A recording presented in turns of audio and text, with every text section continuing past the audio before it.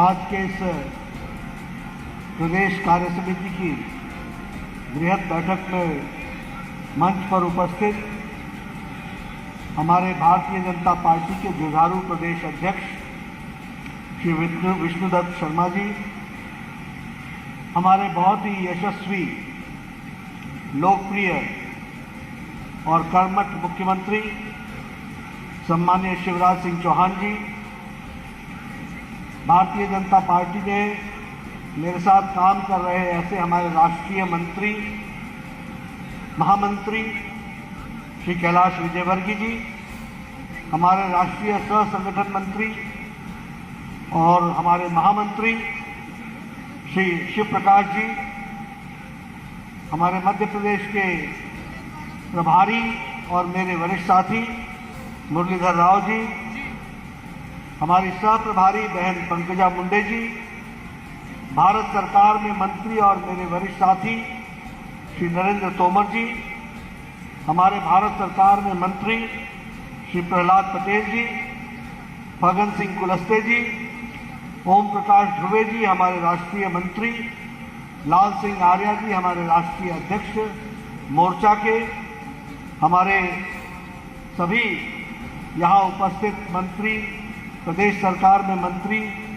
सभी सांसदगण, सभी विधायकगण और हमारे बृहद कार्य समिति में उपस्थित सभी क्षेत्रों से, मध्य प्रदेश के कोने कोने से आए हुए हमारे दायित्वधारी पदाधिकारी, मंडल के अध्यक्ष, कार्यकर्ता बंधु और मीडिया के मेरे साथी, प्रिंट मीडिया और इलेक्ट्रॉनिक मीडिया के मेरे साथी, मेरा ये सौभाग्य है कि मुझे आज भोपाल में आने का मौका मिला।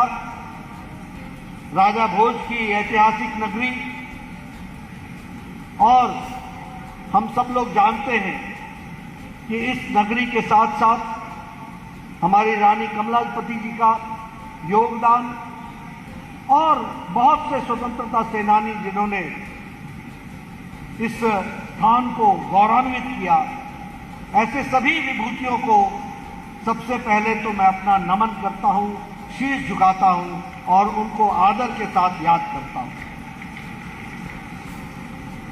आज कार्य समिति में राजनीतिक प्रस्ताव भी पारित हुआ और साथ ही साथ प्रदेश के अध्यक्ष जी का हमको उद्बोधन मिला, जिसमें उन्होंने पार्टी के द्वारा चल रहे कार्यों के बारे में विस्तृत रूप से चर्चा की।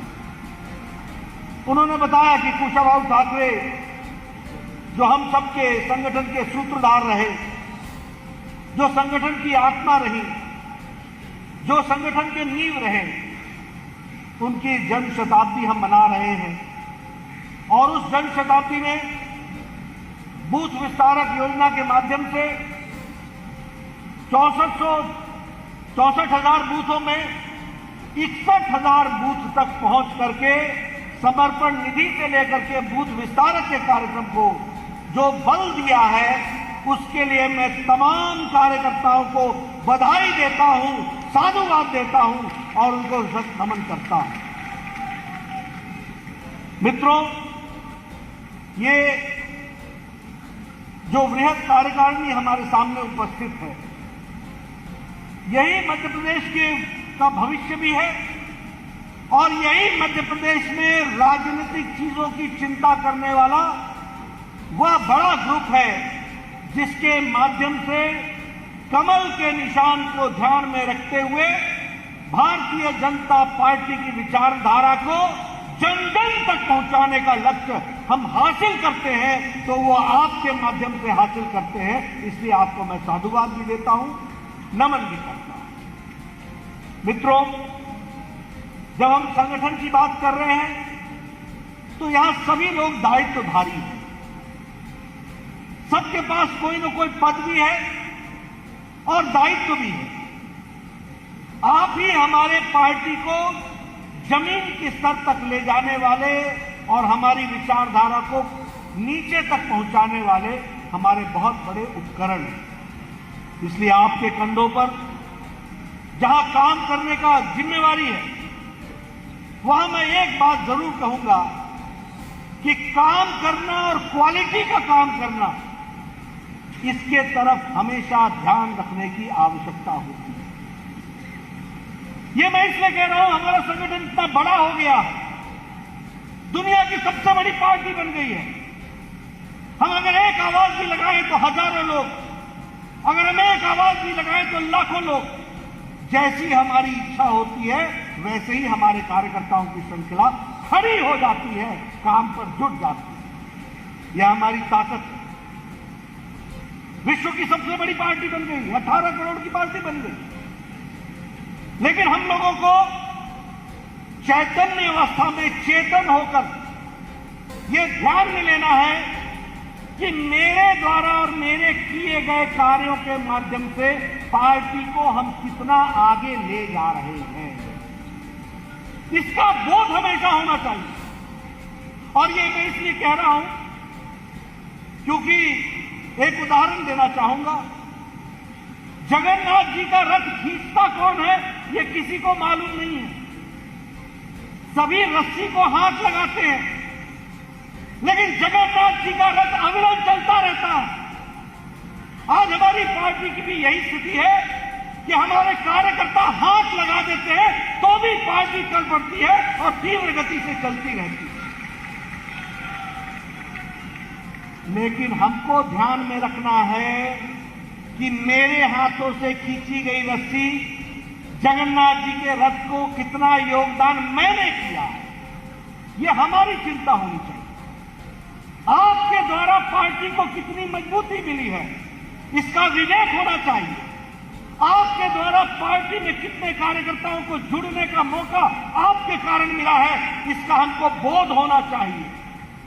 आपके द्वारा पार्टी की विचारधारा को कितने घरों तक हम ले गए, सही दिशा में ले गए, इस बात का निरंतर चिंतन होते रहना चाहिए। तभी आपका कार्यकर्ता भाव जागृत रहेगा। और इसीलिए मैं आप सबसे एक निवेदन करना चाहता हूं कि आप सब लोग ये ध्यान में रखें कि क्वालिटी वर्क कैसे बढ़ाया जा सकता है। अगर हम बोलते हैं तो क्या हम तैयारी करके बोलते हैं? अगर हम भाषण देते हैं तो क्या हम मुद्दों पर बोलते हैं? क्या हम आंकड़ों के साथ बोलते हैं?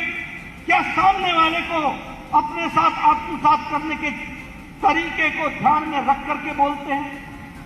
अगर हम संगठन के लिए काम करते हैं तो क्या हम इस बात की मानसिकता ध्यान में रखते हैं कि वो सिर्फ मेरा भाषण ही नहीं सुन रहा है, वो भाषण के साथ साथ मेरे व्यवहार को भी परीक्षा की तरीके से तौल रहा है कि हमारा कार्यकर्ता नेता कितना परीक्षा में अपने आप को उत्तीर्ण करेगा, सफल करेगा। इसलिए मित्रों, एक बहुत बड़ी जिम्मेवारी आपके ऊपर आती है और इसीलिए मैं आपसे निवेदन करूंगा कि यह परिवर्तन के माध्यम और उपकरण जो आप हैं उसको हमको संभाल करके चलने की जरूरत है। आज सुबह मैंने एयरपोर्ट पर बोला, हम सब लोग बड़े भाग्यशाली हैं कि हमको भारतीय जनता पार्टी में काम करने का मौका मिला। मैं अपने विरोधियों को बार बार बोलता हूं कि भाई मेरे, अगर बीजेपी से मुकाबला करना हो तो तुम्हारी इस पार्टी में 4-4 पीढ़ियां खप जाएंगी, तब तुम कहीं हमारे बराबर खड़े होगे। इस बात को ध्यान में रखना चाहिए। ये तो हम आज मंच पर बैठे हैं, आप अपने अपने स्थानों पर मंच पर बैठते हैं। याद करो वो दिन जब पहली पीढ़ी सिर्फ जमानत बचाने के लिए लड़ाई लड़ती थी। याद करो वो दिन जब दूसरी पीढ़ी जमानत बच जाए तो लड्डू बांट करके खुशी मनाने की काम करती थी। याद करो वो तीसरी पीढ़ी जब ये तय करती थी कि यदि हमारे कुछ एमएलए जीत करके आ गए तो भारतीय जनता पार्टी का और जनसंघ का भविष्य उज्जवल है, इस बात का संतोष मना लेते थे।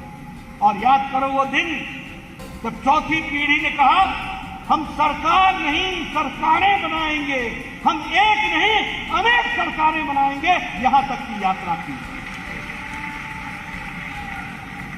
इसलिए मित्रों, 4-4 पीढ़ी खप गई, पाने को कुछ नहीं था, खोने को सब कुछ था।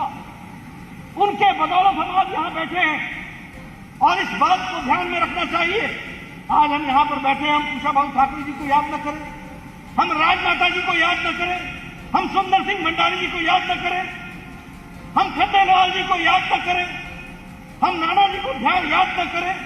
ये सब वो लोग हैं जिन्होंने इस पार्टी के नींव बन करके पार्टी के इस गौरवमय स्थिति में ला करके खड़ा करने में अपना योगदान किया है। इसलिए उस जिम्मेवारी को समझना चाहिए। और मैं जब कह रहा था, सुबह भी कहा कि आज हमारे पास नेता है, आज हमारे पास नीति है, आज हमारे पास नीयत है, आज हमारे पास संकल्प है, आज हमारे पास कार्यक्रम है, आज हमारे पास कार्यक्रम को उतारने के लिए कार्यकर्ता है, और आज हमारे पास वातावरण है। किसी पार्टी के पास ये नहीं है। आदरणीय प्रधानमंत्री नरेंद्र मोदी जी देश के और विश्व के नेता के रूप में विराजमान है।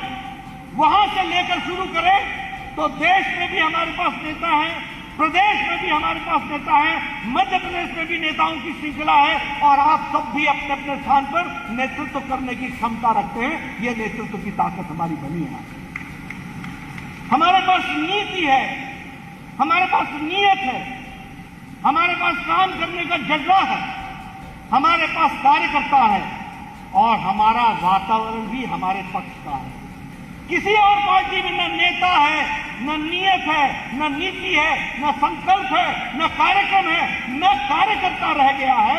यह परिस्थिति दूसरी पार्टियों की खड़ी है। इसलिए इसका हमको सदुपयोग करते हुए पार्टी को आगे बढ़ाना है, और इसमें आप सब लोगों को अपना योगदान करना है।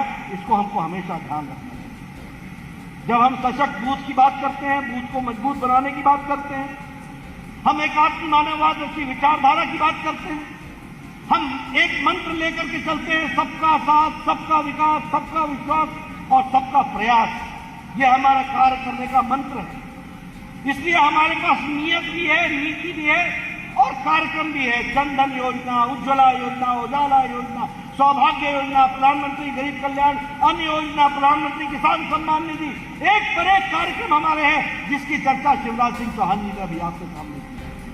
उन्होंने आपको बताया।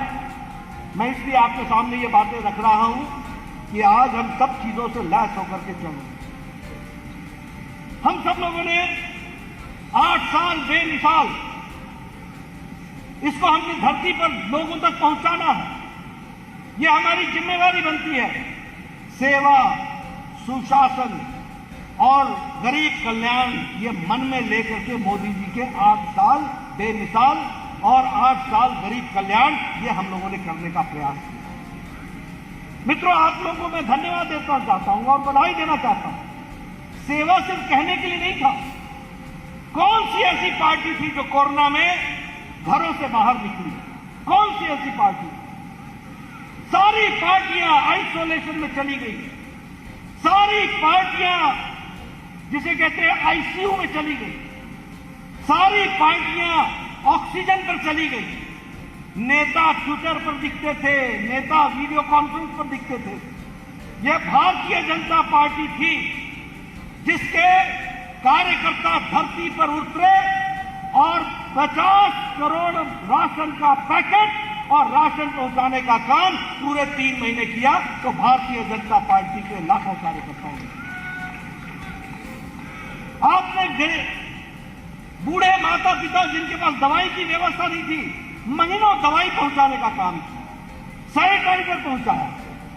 सेवा हमारे रग-रग में है और भारतीय जनता पार्टी राजनीतिक कार्य करते करते एक सेवा का एंगल, एक सामाजिक एंगल, एक समाज के प्रति समर्पण, यह भी भारतीय जनता पार्टी ने लिया है। और इसलिए जब हम कहते हैं 8 साल सेवा, सुशासन और गरीब कल्याण, तो गलत नहीं कहते। अब सुशासन का अर्थ देखो। एक समय एक प्रधानमंत्री मंच पर आकर बोलते थे, उड़ीसा में उन्होंने कालाहांडी में कहा था, राजीव गांधी ने, मैं 1 रुपया भेजता हूं तो रास्ते में 85 पैसे खर्च हो जाते हैं, 15 पैसा ही पहुंचता है। कहा था कि नहीं कहा था? कहा था कि नहीं कहा था? यानी सर्वोच्च पद पर बैठा हुआ व्यक्ति अपने कार्य की और सरकार का निकम्मापन बता रहा था। और कल की घटना देखो, मोदी जी ने दिल्ली शिमला के रिज मैदान से आपके सामने एक बटन दबाया और 10 सेकंड के अंदर 10 करोड़ किसानों के खाते में 23,000 करोड़ रुपए चला गया। ये सुशासन है, इसको हमको समझना। 10 सेकंड आपने देखा होगा, वो मीटर चला होगा जब मोदी जी ने बटन दबाया। 10 सेकंड 2 मीटर थे, एक तरफ 10 करोड़ का आंकड़ा आ रहा था और दूसरी तरफ 23,000 करोड़ रुपए बैंकों के माध्यम से उनके खाते में चला गया। यह सुशासन की मिजाज देखने को हमको मिला, यह हमको मौका मिला, ये हमको। यही नहीं, प्रधानमंत्री गरीब कल्याण अन्न योजना, अन्य योजनाएं, और भी जितनी योजनाएं हैं, आज सारे का सारा डायरेक्ट बेनिफिट ट्रांसफर हो रहा है, डीबीटी हो रहा है। सीधे कोई बिचौलिया नहीं बीच में, कोई बीच में नहीं आ रहा है, सीधे पैसा उनके खाते में जा रहा है। यह हमने देखने को मिला। मित्रों, हम सुना करते थे यहां सब कुछ ऐसा ही चलेगा, कोई बदल नहीं सकता है, जितना हुआ हुआ, जो नहीं हुआ वो नहीं हुआ, ये राजनेता कहते थे। आज भारत की राजनीति की संस्कृति मोदी जी ने बदली है। मध्य प्रदेश में आपकी राजनीति की संस्कृति बदली है। मोदी है तो मुमकिन है, ये राजनीति का स्लोगन बन गया। इसको भी हमको ध्यान में रखना है। हम लोग चुनाव लड़ते थे, जातिवाद, परिवारवाद, वंशवाद, धर्म, पंथ, ये सब मुद्दे हुआ करते थे चुनाव। आदरणीय प्रधानमंत्री जी ने जातिवाद को, वंशवाद को, परिवारवाद को, भ्रष्टाचार को, तुष्टीकरण को धत्ता दिखाते हुए राजनीति की संस्कृति बदल दी और विकासवाद के आधार पर भारत को खड़ा करने का काम किया है। तो नरेंद्र मोदी जी ने इस काम को पकड़ा और इसलिए हमारा काम है, हम अपने काम को सर्वस्पर्शी बनाएं, समावेशी बनाएं, समाज के सभी वर्गों तक उसको पहुंचाने का काम करें। हमारे को गांव, गरीब, वंचित, पीड़ित, शोषित, दलित, आदिवासी, महिला, युवा, इन सब तक हमको पहुंचना है और इनको सशक्तिकरण करना है, इनको ताकत प्रदान करनी है। यह हमारा लक्ष्य होना चाहिए। इनके सशक्तिकरण के लिए फिर चाहे वो अंत्योदय का उन्मूलन, अंत्योदय पे गरीबी उन्मूलन का कार्यक्रम हो, अंतिम व्यक्ति को मजबूती देने का काम हो, सेवा संगठन के माध्यम से काम हो, राष्ट्र को सर्वोपरि रखते हुए आतंकवाद और भ्रष्टाचार के खिलाफ लड़ाई लड़ते हुए कल्याणकारी दृष्टि से हमको आगे बढ़ना है और कल्याणकारी अर्थव्यवस्था को आगे बढ़ाना है। मित्रों, मैं सुबह सुबह बात कर रहा था, आज संवाददाता सम्मेलन में मैंने बीमारू राज्य बताया। कुछ ऐसे प्रदेश थे जो बीमार थे और ये ज्यादा देर की घटना नहीं है, 90 का दशक था। 90 और 80 के दशक में भारत में जितना भी अच्छा काम होता था वो सारे आंकड़े नीचे खींचने का काम ये बीमारू राज्य करा सकते थे। और कौन सा बीमारू राज्य? बिहार, मध्य प्रदेश, राजस्थान, उत्तर प्रदेश, उड़ीसा, ये सब आंकड़ों को नीचे खींच करके लाते थे। आज मुझे खुशी है कि सुशासन के माध्यम से स्कीमों को इंप्लीमेंट करते हुए आज मध्य प्रदेश को हमारी भारतीय जनता पार्टी की सरकारों ने और शिवराज जी की सरकारों ने बीमारू राज्य से निकालकर मध्य प्रदेश को विकसित राज्य के रूप में खड़ा कर दिया है। इसके लिए भी मैं आपको बधाई देना चाहता हूं। आज हम बीमारू राज्य नहीं रहे, हम उसमें से निकल करके आ गए। आज कागजों पर स्कीम नहीं बनती है, धरती पर इंप्लीमेंट होती है और धरती पर ही उसका परीक्षण होता है। इसको भी हमको समझना है। मित्रों, जब हम गरीब कल्याण की बात करते हैं तो आपको जानकर खुशी होगी कि गरीबी की रेखा के नीचे रहने वालों की संख्या 22% थी देश में। अभी जो इंटरनेशनल मॉनिटरी फंड के आंकड़े आए हैं, भारत में गरीबी से नीचे रहने वालों की संख्या 22% से घट करके 10% पर आ गई। 12% लोग इससे निकल गए। ये भी हमको ध्यान में रखना। यह हमारा राहुल गांधी लंदन में बैठ करके बातें करता है इस राहुल गांधी जी को पता ही नहीं है कि आंकड़े क्या बता रहे हैं, आंकड़े क्या बोलते हैं। 1% अति गरीबी से का आंकड़ा को 0.08% लाने का काम हमारी भारतीय जनता पार्टी की सरकारों ने किया है। इसको भी हमको ध्यान में रखना चाहिए।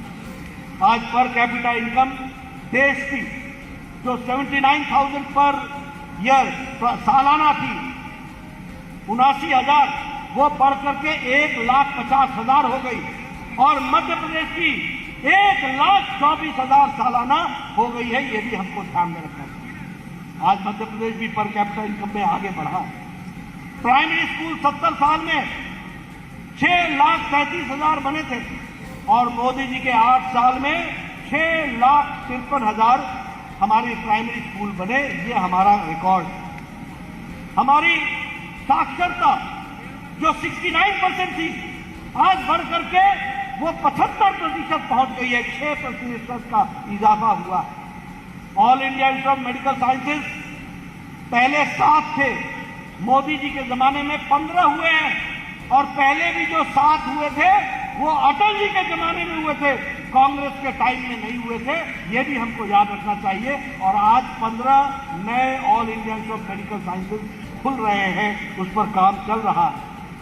170 से 80 मेडिकल कॉलेज नए बने हैं और मध्य प्रदेश में 17 मेडिकल कॉलेज का अप्रूवल मिला है। मैं मध्य प्रदेश की सरकार को बधाई देना चाहता हूं जिन्होंने इस काम को आगे बढ़ाया है। और मध्य प्रदेश ने इंजीनियरिंग और मेडिकल के एजुकेशन की पढ़ाई हिंदी में हो, इसमें पहल की है तो मध्य प्रदेश ने की है। ये भी हमको ध्यान रखना है। मित्रों, ये हिंदी में पढ़ाई होना ये छोटी घटना मत समझना। ये भारत के साक्षरता और शिक्षा को बदल डालेगा। अब सिर्फ कॉन्वेंट के स्कूल का पढ़ा हुआ व्यक्ति मेडिकल का डॉक्टर नहीं बनेगा। अब गांव से आने वाला व्यक्ति भी, जो गांव का रहने वाला होगा, वो अभी MBBS की डिग्री लेकर के डॉक्टर बनकर के आपकी गांव की सेवा के लिए तैयार हो जाएगा। यह अंतर आने वाला है। मित्रों, अगर हम GDP की बात करें तो 112.33 लाख करोड़ रुपए पहुंचा था, जो आज बढ़कर के 232 लाख करोड़ पहुंच गया है। हमारी जो इकोनॉमी है वो $3 ट्रिलियन की इकोनॉमी बन गई है। $3 ट्रिलियन की इकोनॉमी। और प्रधानमंत्री जी की इच्छा है कि यह इकोनॉमी $5 ट्रिलियन तक पहुंचाना है और ये लक्ष्य हमारा है। मुझे खुशी है कि मध्य प्रदेश में बहुत ज्यादा इन्वेस्टमेंट हो रही है, इंडस्ट्रीज आ रहे हैं, शिवराज जी इसमें काम में लगे हैं। हम $5 ट्रिलियन $5 ट्रिलियन US की इकोनॉमी बनाएंगे। इस बात को भी हमको ध्यान में रखना है। मित्रों, आजादी के 70 साल में हमने क्या देखा? पहले क्या देखा? हमने देखा था पक्के मकान नहीं है, गांव में बिजली नहीं है। हमने देखा था गैस के हमारे बैंक के खाते नहीं है, गैस का कनेक्शन नहीं है और आयुष्मान भारत का कार्ड नहीं है। यानी भारत का गांव का रहने वाला व्यक्ति का सशक्तिकरण करने का काम आदरणीय प्रधानमंत्री मोदी जी ने किया और यहाँ शिवराज सिंह जी ने उनके आशीर्वाद से इस बीड़ा को उठाया है। मैं बधाई देना चाहता हूँ यहाँ की सरकार को, जिन्होंने इस काम को आगे बढ़ाया है। आदरणीय प्रधानमंत्री जी ने सबको समान अवसर, सब सकुशल रहें और खुशहाल रहें, सबके पास घर हो, सबके पास बिजली पहुंचे, सबके घर में गैस का चूल्हा हो, सबके घर में शौचालय हो और सबके पास हेल्थ का कार्ड हो। यह सपना आदरणीय प्रधानमंत्री जी ने साकार करने का तय किया और महिलाओं के सशक्तिकरण के लिए काम किया। जब मैं ये बात आपसे करता हूं और उज्ज्वला योजना की चर्चा करता हूं, तो उज्ज्वला योजना सिर्फ गैस नहीं है। उज्ज्वला योजना महिलाओं के फेफड़े में होने वाली बीमारी से बचने का बहुत बड़ा उपाय है। ये मैं आपको बताना चाहता हूं। एक महिला लकड़ी के चूल्हे के बगल में बैठकर भोजन बनाना, दिन में वो 200 सिगरेट के बराबर का धुआं अपने छाती पर लेती थी, अपने फेफड़ों में लेती थी। आज इससे उसको निजात मिल गया। ये शौचालय 11 करोड़ शौचालय बनना, हमारे बहुत से पढ़े लिखे नौजवान इंटेलेक्चुअल और खास करके जो इकोनॉमी की चर्चा करते हैं, वो कहते हैं yes 11 crore, yes it is a very good effort, ये बहुत अच्छा इनिशिएटिव है। उनको मालूम नहीं है कि 70 साल की आजादी के बाद भी 11 करोड़ बहनें अपने दैनिक नित्य के लिए अपनी इज्जत और डिग्निटी को कॉम्प्रोमाइज करके खेतों में जाया करती थी, उनको इज्जत की जिंदगी दी तो नरेंद्र मोदी ने दी है। इस बात को हमको समझना चाहिए। और ये छोटी घटना नहीं है, 11 करोड़ बहनों के 11 करोड़ बच्चे भी थे, खेतों में दौड़ते थे। आज 6 लाख गांव ओपन डेफिकेशन फ्री हो चुका है, सबके घरों में शौचालय बन गए हैं, इज्जत घर बन गया है। इसलिए महिलाओं का सशक्तिकरण करने का ये कितना बड़ा योगदान है, इसको भी हमको समझना चाहिए। आपके यहां बेटी बचाओ बेटी पढ़ाओ सेक्स रेशियो आपके यहां 908 था, आज बढ़ करके वो 956 हो गया है। देश में 1000 था, वो 1020 हो गया है। यह भी हमको ध्यान में रखना चाहिए। और उसी तरीके से मित्रों, आप लोगों को, बहुत कम लोगों को मालूम होगा, पूर्व स्वास्थ्य मंत्री के रूप में आपको मैं बताना चाहता हूं, क्योंकि गांव में गरीबी को कितना देख पाते मुझे नहीं मालूम, लेकिन आज भारत सरकार ने और शिवराज जी की सरकार ने यह सुव्यवस्था कर दी है कि जिस दिन भी कोई महिला गर्भवती होगी, उस दिन से लेकर जितने भी उसको चेकअप होगा और उसको जो इंजेक्शन लगेंगे और उसकी जो डिलीवरी होगी और वो इंस्टीट्यूशन में डिलीवरी होगी, उसको ट्रांसपोर्ट करने का जिम्मा भी सरकार का होगा और सरकार के द्वारा उसका डिलीवरी भी होगी और डिलीवरी के बाद घर छोड़ने का जिम्मा भी भारत सरकार और मध्य प्रदेश सरकार लेती है। यह आज गर्भवती होने से लेकर के बच्चे के पैदा होने तक और बच्चे के पैदा होने से लेकर के 5 साल तक उसको 14 किस्म के टीके लगे, इसकी सुव्यवस्था भारत सरकार और मध्य प्रदेश सरकार ने की है। यह है स्वास्थ्य का बदलता हुआ एक तेवर, एक चर्चा जिसको हमको समझना चाहिए। नारी तू नारायणी के तहत विमेन का एम्पावरमेंट और उसके साथ साथ उनको हर तरीके से आर्थिक दृष्टि से मदद करने का काम, मुद्रा योजना, हमारा स्वच्छ अभियान, ये सारे अभियान जितने भी चले हैं, मातृवंदना कार्यक्रम, इसके तहत जो मैंने आपको बताया कि फ्री डिलीवरी लेकर के 2 करोड़ 58 लाख बहनें इसमें से बेनिफिट हो चुकी हैं। ये मैं मध्य प्रदेश के आंकड़े आपको बता रहा हूं, ये मैं मध्य प्रदेश के आंकड़े बता रहा हूं। प्रधानमंत्री आवास योजना में आज लगभग 3 करोड़ 43 हजार पक्के मकान, 3 करोड़ 43 लाख पक्के मकान बन गए। मैं भी 90 में एमएलए हुआ करता था, मैं भी उस समय की इंदिरा आवास योजना को जानता था। मेरा बीडीओ, यहां भी बीडीओ बोलते हैं, ब्लॉक डेवलपमेंट ऑफिसर, मेरा बीडीओ एमएलए होते के हैसियत से मेरे पास आया करता था और कहता था, साहब जी आप अपने एक पंचायत में 2 घर बना दो जो इंदिरा आवास योजना में हम उनको 40,000 रुपए दें। 2 घर, यानी साल भर में 1 लाख भी क्रॉस नहीं होता था इंदिरा आवास योजना में। आज मोदी जी ने प्रण लिया, 3 करोड़ 43 लाख घर बन गए हैं और आने वाले 2024 तक कोई भी पक्के मकान के बगैर नहीं रहेगा। इस तरीके का संकल्प लेकर के हम चले। और मध्य प्रदेश में भी लगभग 30 लाख बन गए हैं और 40 लाख को अप्रूव कर दिया है। यह भी काम यहां पर हुआ है। प्रधानमंत्री आवास योजना की मैंने चर्चा की, एग्रीकल्चर की मैं चर्चा करना चाहूंगा। फॉरेन, सबसे पहली बात तो इकोनॉमी की करना चाहूंगा। 5,000 बिलियन US$ का भारत ने निर्यात किया है, एक्सपोर्ट किया है। भारत पहले लेने वाला देश था, आज देने वाला देश हो गया, मेजर एक्सपोर्टर बन गया है भारत। वो भी हमको समझना चाहिए। जीएसटी कलेक्शन हमारा एक क्वार्टर का 1,67,000 करोड़ तक पहुंच गया है और ईज ऑफ डूइंग बिजनेस में हम 2014 में 142 स्थान पर खड़े थे और आज हम 63 स्थान पर खड़े हैं। 2020 के बाद आंकड़े नहीं आए हैं, 2020 के आज 21 और 22 के आंकड़े लेंगे तो हम कहीं और आगे बढ़ चुके हैं। ये हमको ध्यान रखना है। मित्रों, कांग्रेस का हाल सुना देता हूं। गांधी और खादी, इसको लेकर के कांग्रेस ढोल पीटती रही 70 साल, कोई काम नहीं किया। लेकिन आपको जानकर खुशी होगी कि भारत सरकार ने खादी में पिछले महीने 1,15,000 करोड़ का टर्नओवर किया है और आज khadi fastest moving consumer good Bharat का बन गया है। ये खादी में परिवर्तन हुआ है, इसको भी हमको याद रखना चाहिए। मित्रों, मैं ऐसी आपको अनगिनत बातें बता सकता हूं विकास के दृष्टि से किस तरीके का काम हुआ है। ये प्रधानमंत्री गरीब कल्याण अन्न योजना 80 करोड़ की जनता को 5 लाख गेहूं 5 किलो गेहूं देना या 5 किलो अनाज देना या 1 किलो दाल देना, इसकी सराहना सिर्फ भारत में नहीं हुई है, इसकी सराहना अंतर्राष्ट्रीय फोरम पर हुई है। World Health Organization, International Monetary Fund, UN General Assembly, सबने कहा कि मोदी जी से सीखो।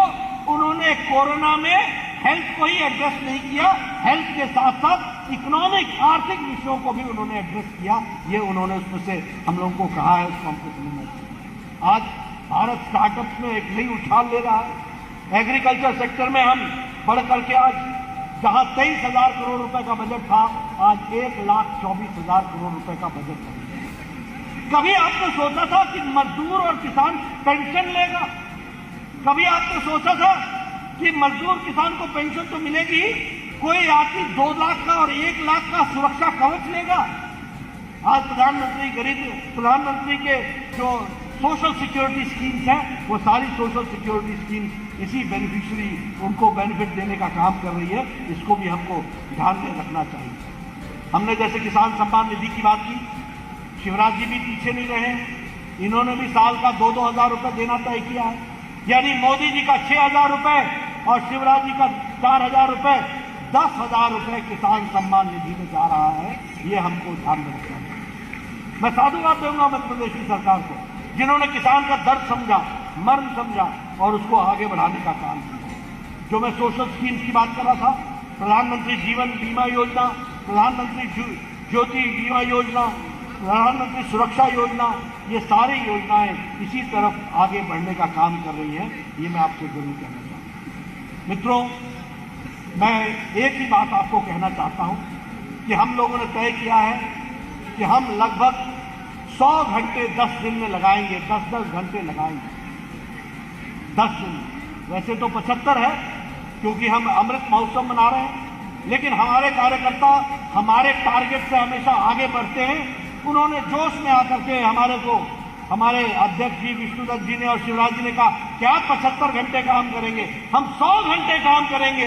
10 दिन 10 घंटे काम करके समाज के विभिन्न वर्गों के बीच में जाकर के इस काम को आगे बढ़ाएंगे। मैं आपको शुभकामनाएं देता हूं, मैं आपको इसके लिए साधुवाद भी देता हूं।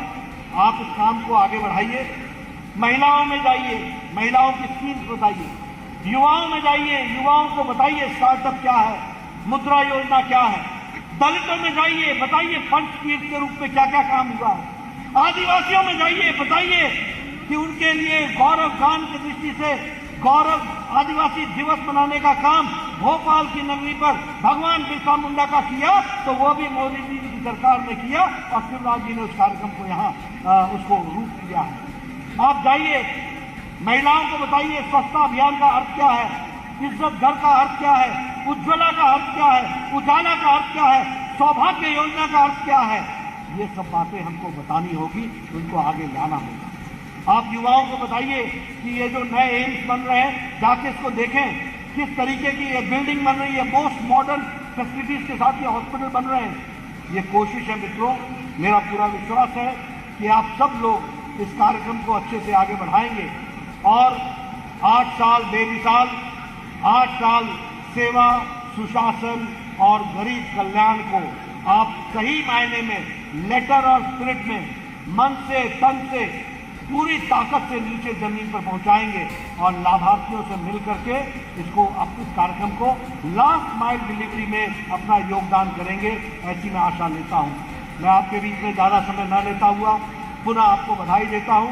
ये भारतीय जनता पार्टी ही है जिसकी बैठक अगर ये होती है तो उसकी सभा कैसी होगी इसका आप अंदाजा लगा सकते हैं। अगर हमारी बैठक पूरे मध्य प्रदेश की ये है, का रूप ये है, तो सभा कैसी होगी हमको समझ में आता है। मित्रों, आप पूरी ताकत से बढ़े रहिए। मैं लंबे समय तक आपसे वीडियो कॉन्फ्रेंस से जुड़ता रहा, आज आपके साक्षात दर्शन करने का मौका मिला है। मैं सच में अभिभूत हूँ। बहुत बहुत धन्यवाद। जय भारत, जय मध्य प्रदेश।